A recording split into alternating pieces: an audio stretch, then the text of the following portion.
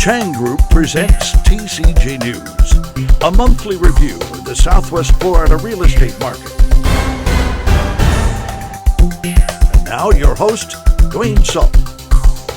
Hello and welcome to TCG News, a monthly review of the previous month's top real estate, business, and tourism stories in Southwest Florida.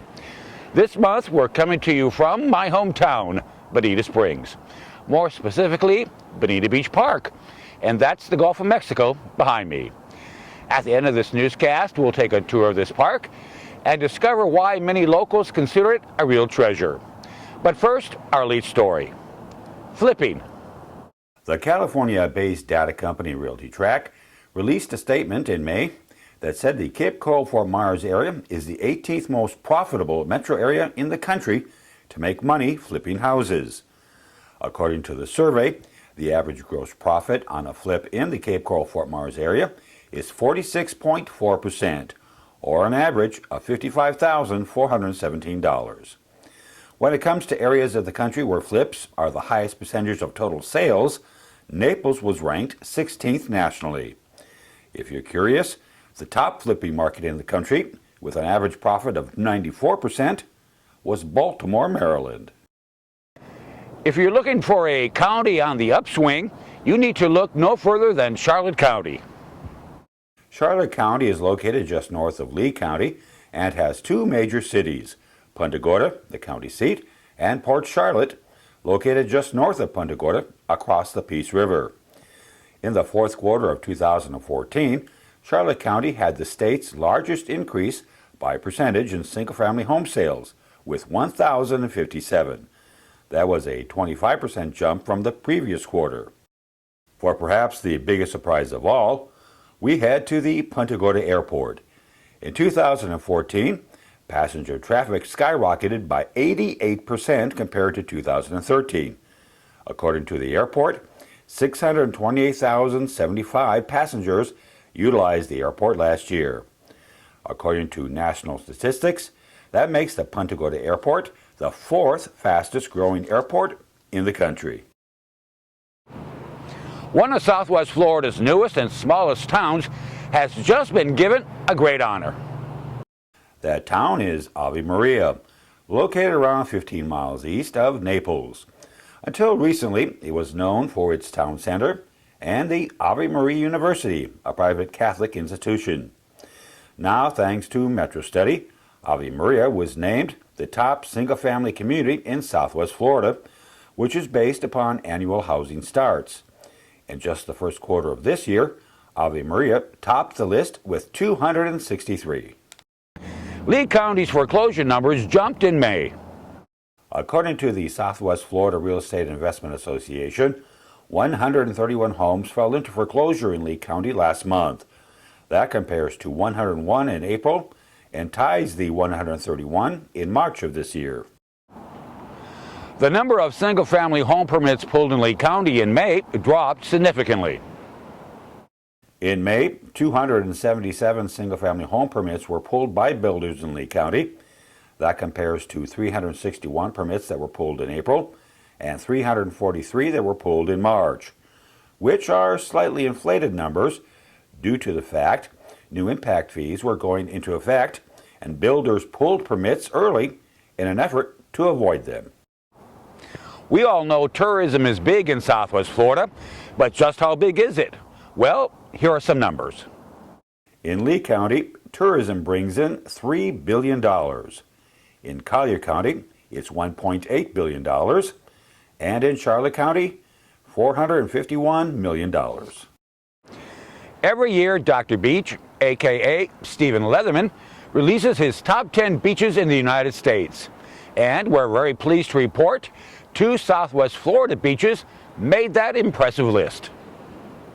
Coming in at number 2, just behind some beach in Hawaii, which is impossible for me to pronounce, is Barefoot Beach Reserve, located in Bonita Springs. As for Dr. Beach's reasoning for making Barefoot Beach the second best beach in the country, well, this is what he wrote. This beach in Southwest Florida is 8,200 feet long and located in a 342-acre park. The surf is gentle with waves generally being measured in inches. and the water is shallow, making this a great beach for bathing and swimming for families. The sand is fine and contains many small shells. By the way, in 2014, Barefoot Beach was also ranked the second best in the country. Also making the list, coming in at number 9, was Delner-Wiggins Pass State Park, located in North Naples. Here's what Dr. Beach had to say about it. This 166-acre beach park is dotted with sea oats on the sand dunes, backed by cabbage palms and woodlands that provide shaded picnic areas. The beach is comprised of fine white sand and millions of seashells. An observation tower within the park allows visitors a good view of this natural enclave within an urbanized area. In 2014, Delner-Wiggins Pass State Park was ranked number 10 on Dr. Beach's top 10 list. Sanibel Island also received a pretty good pat on the back in May. That's because Go RVing magazine released its annual travel survey for fun family getaways, and Sanibel topped the list. Some 2,000 families that traveled took part in the survey, which rated some 464 destinations. Not impressed? Well, for the record, Sanibel beat out other high-profile destinations, including the Smithsonian's National Museum of Natural History, which was number 2. We normally don't cover fish stories at TCG News, but we're making an exception, and for good reason. Take a look at that giant grouper. It was caught off Sanibel Island during a charity fishing tournament. The grouper weighed 124.18 pounds. Right now, the fish is going through the proper channels to see if it's a record grouper. We'll keep you posted. Every month we tour a for-sale home in Southwest Florida. This month we're touring a recently renovated 3-bedroom, 2-bath plan in one of our area's most sought-after cities. That city is Cape Coral, also known as the Waterfront Wonderland, due to the number of canals within the city and the bodies of water surrounding it. This 3-bedroom, 2-bath home with a canal view has 1,526 square feet under air and 2,401 total square feet. An exterior archway greets you as you walk down the 17-foot-long covered entry before reaching the front door.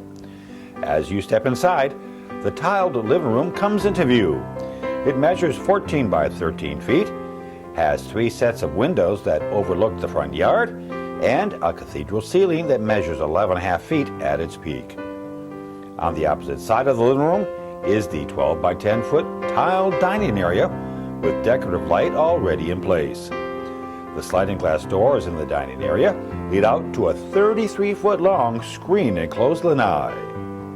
Returning inside, the 16-foot-long kitchen has many highlights, including a 5.5-foot-long breakfast bar, a double bowl sink below a pass-through window, 12 cabinets and 4 pull-out drawers, a 7 by 4 foot breakfast nook, a dishwasher to the left of the sink, and a food pantry. Between the living and dining areas is the entrance to the master suite. The master bedroom measures 14 by 12 feet, has a ceiling fan and light, and a set of sliding glass doors that lead out to the screen enclosed lanai. As for the closet, well, it's 12 feet long, and 2 highlights of the master bath are the private water closet and a skylight above the shower. Near the kitchen, a 16-foot-long hallway leads to the 2 carpeted guest bedrooms and bath. The first bedroom measures 13.5 by 10.5 feet. The second bedroom measures 10 by 11 feet. The guest bath is also located in this area. For our final stop on this video tour, we're heading back to the backyard to take in the canal view.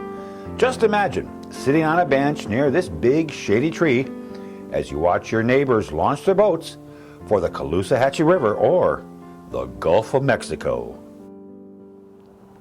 Every month we also visit an attraction in Southwest Florida, a place or event that reflects the Sunshine State lifestyle. This month we're staying right here. Welcome to Bonita Beach Park.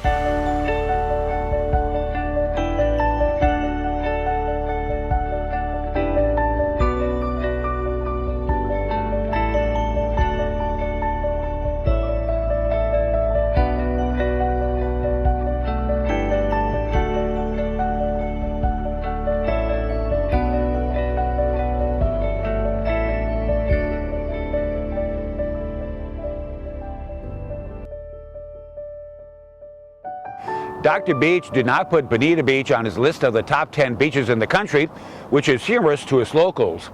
That's because where Bonita Beach ends, which is off to my right, the second best beach in the country, Barefoot Beach, begins.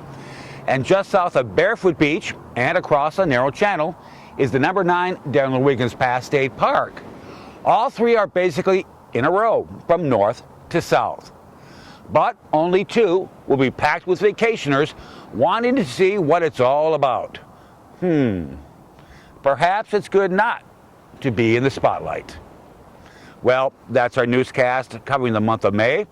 We'll be back around mid-July to review the real estate, business, and tourism news that occurred in June. Thanks for watching, and from everyone at the Chang Group and the staff at TCG News, have a great month.